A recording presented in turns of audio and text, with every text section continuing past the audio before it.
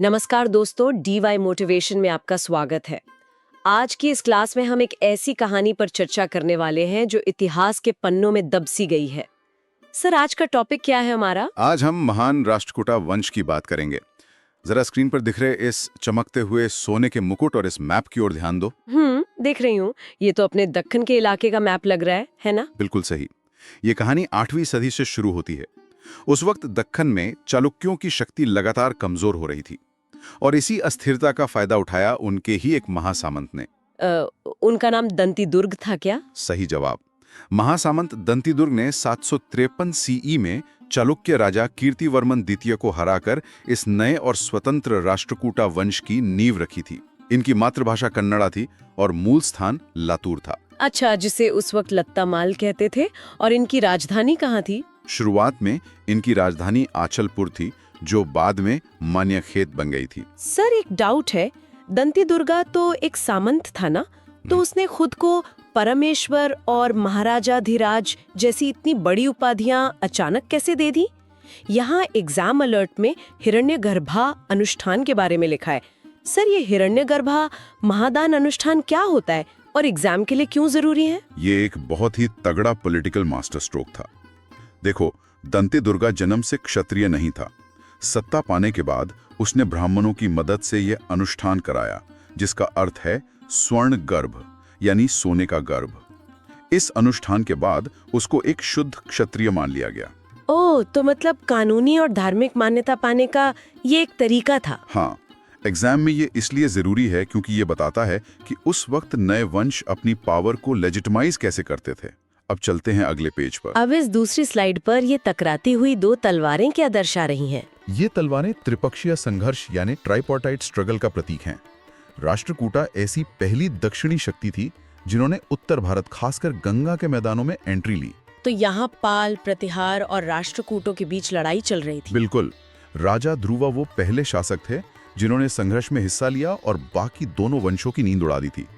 ये तीनों शक्तियां कन्नौज के लिए आपस में भिड़ रही थी। सर, उस दौर में सिर्फ कन्नौज के लिए ही इतनी बड़ी जंग क्यों हो रही थी? क्या वहाँ सोने की खदानें थी? यही तो हमारा अगला एग्जाम अलर्ट है।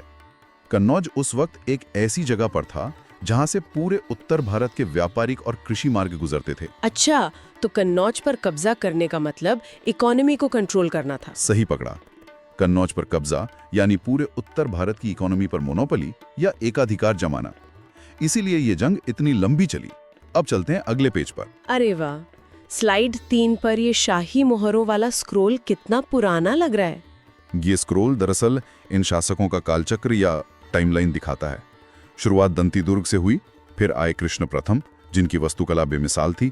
और उसके बाद वही राजा ध्रुवा, जिन्होंने उत्तर में तलवारें चलाई। हाँ, फिर गोविंद तृतीय आए, जिन्होंने साम्राज्य को चरम पर पहुंचाया। उनके बाद अमोघ वर्ष ने शांति का दौर लाया और आखिर में इंद्र तृतीय और कृष्ण तृतीय ने वापस युद्ध के मैदान में झंडे गाड़े। बाप रे, एग्जाम के वक्त इतने सारे राजाओं का क्रम याद रखने में तो दिमाग घूम जाएगा। इस कालचक्र को एग्जाम के लिए याद रखने की कोई ट्रिक है क्या? एग्जाम अलर्ट को ध्यान से देखो। एक आसान सा कोड है, DK, DGA, IK। D से दंती दुर्ग, K से कृष्ण प्रथम, D से ध्रुवा, G से गोविंद तृतीय, A से अमोघ वर्ष, I से इंद्र तृतीय और आखिर में K से कृष्ण तृतीय। Oh wow, DK, DGA, IK, ये तो बहुत आसान हो गया अब, है ना? क्रोनोलॉजी वाले सवालों में ये कोड हमेशा तुम्हारी मदद करेगा। अब चलते हैं अगले पेज पर। सर, स्लाइड 4 पर ये पहाड़ के अंदर बना 3D मंदिर, ये सच में ऐसा दिखता है? बिल्कुल, ये महाराष्ट्र के एलोरा का मशहूर कैलाश मंदिर है। इसका निर्माण 8वीं शताब्दी में राजा कृष्ण प्रथम ने करवाया था। पर सर, यहाँ इसको वर्टिकल एक्सकेवेशन और मोनोलिथिक कहा गया है। इसे थोड़ा आसान भाषा में बताइए ना। देखो, आमतौर पर मंदिर नीचे से ऊपर बनते हैं, पर इसमें उन्होंने एक पूरी पहाड़ी को ऊपर से नीचे की तरफ काटना शुरू किया। वेट, ऊपर से नीचे? अगर छेनी थोड़ी सी भी फिसल जाती तो सदियों की मेहनत मिट्टी में मिल जाती। यही तो एग्जाम अलर्ट में हाईलाइट किया गया है। मोनोलिथिक का मतलब है कि इस विशाल मंदिर को सिर्फ एक ही पत्थर को तराश कर बनाया गया है। इसे बनाने में कई पीढ़ियां लग गई थी और ये द्रविड़ शैली का मास्टरपीस है। अब चलते हैं अगले पेज पर। क्या बात है। और स्लाइड 5 पर ये बर्फीला पानी पीते हुए अरबी घोड़े का चित्र क्यों है? ये चित्र गोविंद तृतीय के अजेय सैन्य अभियानों की कहानी सुनाता है। वो इतने खतरनाक योद्धा थे कि सन्नम ताम्रपत्र में लिखा है कि उनके घोड़ों ने हिमालय का पानी पिया। हिमालय तक? मतलब दक्षिण से लेकर उत्तर तक? हाँ, उन्होंने दक्षिण में पल्लवों और चोलों को धूल चटा दी। उनकी तुलना सीधे सिकंदर से की जाती है। सो इनके पास ऐसी क्या खास बात थी जो ये लगातार इतने बड़े युद्ध जीत रहे थे? यहाँ एग्जाम अलर्ट काम आएगा। इनकी सैन्य श्रेष्ठता का असली राज थे उनके अरबों से आयात किए गए बेहतरीन अरबी घोड़े। अच्छा, भारतीय घोड़ों से बेहतर थे क्या ये? बिल्कुल। ये घोड़े भारी वजन के साथ लंबी दूरी तक बहुत तेजी से दौड़ते थे, जो इनकी जीत की सबसे बड़ी वजह थे। अब चलते हैं अगले पेज पर। अब समझ आई ताकत की वजह। स्लाइड 6 पर ये मुकुट और चमकती किताब किसके लिए है? ये प्रतीक है अमोघवर्ष प्रथम के दौर के। उन्होंने 63 वर्षों तक राज किया और इन्हें दक्षिण का अशोक भी कहा जाता है। तो मतलब इन्होंने युद्ध की जगह शांति को अपनाया? सही समझी। इन्होंने साहित्य और कला को बढ़ावा दिया। ये जैन धर्म के दिगंबर संप्रदाय को मानते थे। उनके गुरु जिनसेन थे, जिन्होंने आदि पुराणा लिखी।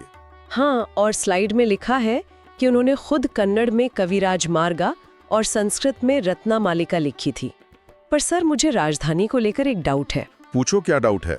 शुरू में राजधानी अचलपुर थी, तो ये मान्याखेत का क्या कनेक्शन है? एग्जाम अलर्ट में इसी को क्लियर किया गया है।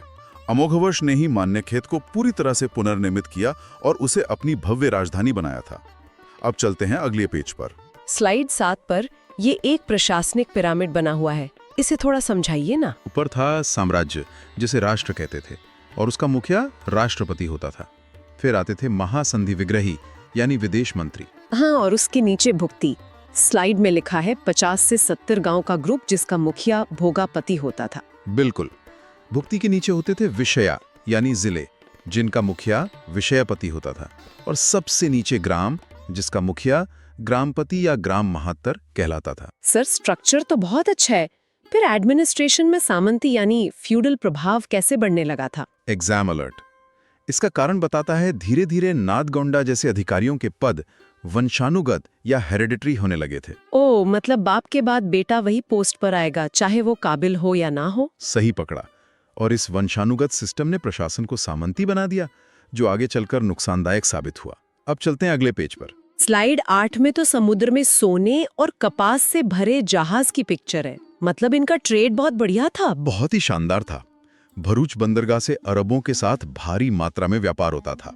इनका प्रमुख निर्यात कपास था। उज्जैन और पैथन के वस्त्र उद्योग की बात हो रही है ना? हाँ, साथ ही कुडापा से तांबा और गोलकुंडा से हीरे एक्सपोर्ट होते थे, जिसके बदले में इन्हें सोना और वही मशहूर अरबी घोड़े मिलते थे। ये लोग कितने अमीर होंगे?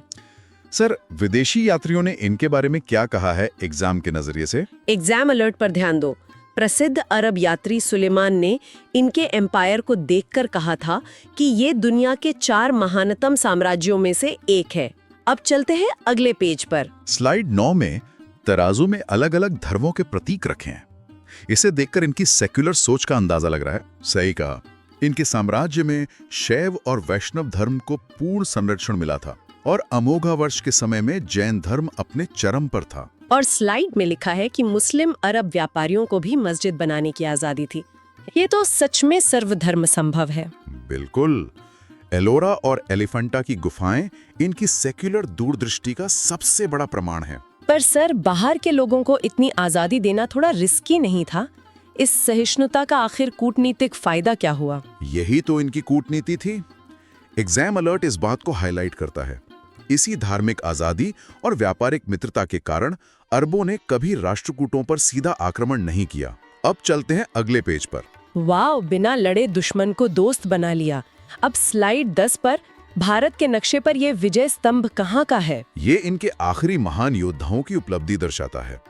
इंद्र तृतीय ने 915 सीई में कन्नौज को बुरी तरह लूटा था। अच्छा, तभी अल मसूदी ने उन्हें भारत का सर्वश्रेष्ठ राजा कहा था। और कृष्ण तृतीया का क्या रोल था? कृष्ण तृतीया ने 949 ईस्वी में तकोलम के युद्ध में चोलों को बुरी तरह हराया और फिर रामेश्वरम में अपना विजय स्तंभ स्थापित किया। सर, युद्ध तो इन लोगों ने बहुत किए, पर एग्जाम अलर्ट के लिए तकोलम का युद्ध ही सबसे ज्यादा क्यों पूछा जाता है? क्योंकि इस युद्ध ने चोला साम्राज्य की कमर पूरी तरह तोड़ दी थी। इस जीत ने राष्ट्रकूटों को दक्षिण का निर्विवाद राजा बना दिया था। अब चलते हैं अगले पेज पर। स्लाइड 11 में किताबों पर रखे ये 3 हीरे किस बात का प्रतीक है? ये हीरे दरअसल कन्नड़ साहित्य के स्वर्ण युग के त्रिरत्ना हैं। पहले हैं आदिकवि पंपा, जिन्होंने विक्रमार्जुना विजया लिखी। दूसरे हैं श्रीपोना, जिन्होंने शांति पुराना लिखी ना।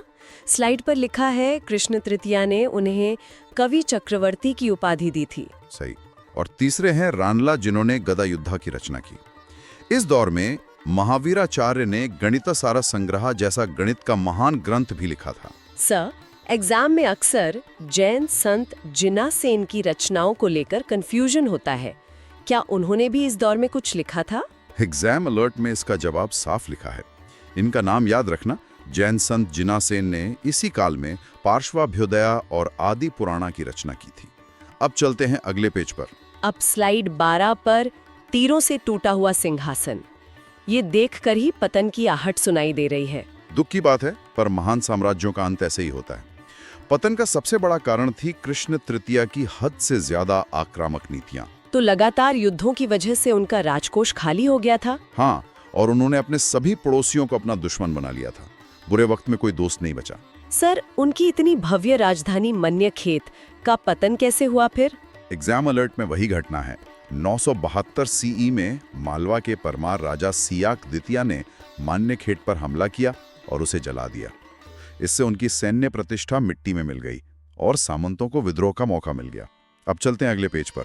स्लाइड 13 में ये टूटती हुई शेर वाली सील एक किस्म की विडंबना लग रही है। बिल्कुल, जिन्होंने चालुक्यों को हटाकर सत्ता पाई थी, आखिर में उनका अंत भी एक चालुक्य सामंत नहीं किया। यहाँ तैलब द्वितीय का नाम है। उसने राजा कर्क द्वितीय की कमजोरी का फायदा उठाकर 973 सीई में तख्ता पलट किया था। हाँ, और तख्ता पलटकर उसने वापस कल्याणी के चालुक्य वंश की स्थापना की। राष्ट्रकूटों के अंतिम शासक इंद्र चतुर्थ ने सल्लेखना व्रत द्वारा अपना शरीर त्याग दिया था। सर, एक सवाल है। तैलब द्वितीय तो एक छोटा सा सामंत था। उसकी ऐसी क्या कूटनीति थी जो वो इतना कामयाब हो गया? क्विक फाइनल रिवीजन कर सकते हैं? बिल्कुल करते हैं। स्थापना की बात करें तो 753 सीई में दंती दुर्गा ने इस वंश की नींव रखी। साहित्य के चमकते सितारे थे अमोघा वर्ष और कन्नड़ा के त्रिरत्न। और कला के मामले में कैलाश मंदिर और एलिफेंटा की गुफाएं। अंत आकार हुआ 973 सीई में तैलब द्वितीय के हाथों। पूरी क्लास का सार तुमने बहुत अच्छे से समझा लिया। सर, एक लास्ट रिक्वेस्ट थी। एग्जाम के लिए सबसे महत्वपूर्ण की पॉइंट्स को अगर आप एक लाइन में दोहरा दें तो याद रखना आसान हो जाएगा। ये रहा तुम्हारा फाइनल एग्जाम अलर्ट। त्रिपक्षीय संघर्ष में इनका दबदबा, अरबों के साथ कपास और हीरों का व्यापार और सबसे बढ़कर इनकी रॉक कट वास्तुकला ही राष्ट्रकूटों की सबसे बड़ी पहचान है। बस इन 3 बातों को गांठ बांध लो। थैंक यू सर, आज का टॉपिक सच में बहुत इंटरेस्टिंग था। उम्मीद है आज की क्लास ने आपको एक नई दिशा दी होगी। अगर आपको हमारा प्रयास अच्छा लगा तो वीडियो को लाइक और सब्सक्राइब जरूर करें। यह हमें आपके लिए और बेहतर कंटेंट बनाने का मोटिवेशन देता है। धन्यवाद।